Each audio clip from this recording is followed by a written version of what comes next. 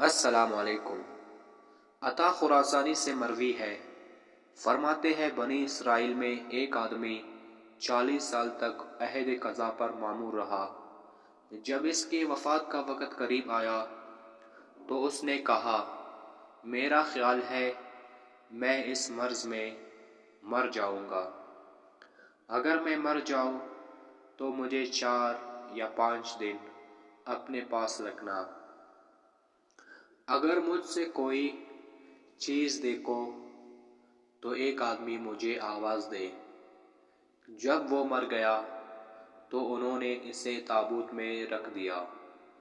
جب تیسرا دن تھا تو اس میں سے ایک ہوا آئی تو ایک آدمی نے اسے آواز دی، فلاں یہ ہوا کیسی ہے؟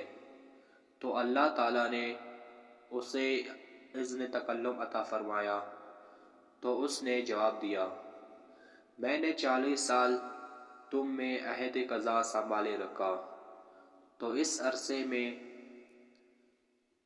اس عرصے کے دوران مجھے 2 آدمیوں کے علاوہ کسی نے شک میں نہیں ڈالا۔ ان میں سے ایک سے مجھے محبت تھی، اس کے باتوں کو میں اس کان سے جو اس کی طرف تھا دوسرے کی نسبت زیادہ سنتا تھا۔ یہ ہوا اسی سے آ رہی ہے۔ اللہ تعالیٰ نے اس کے کان پر مارا اور وہ مر گیا۔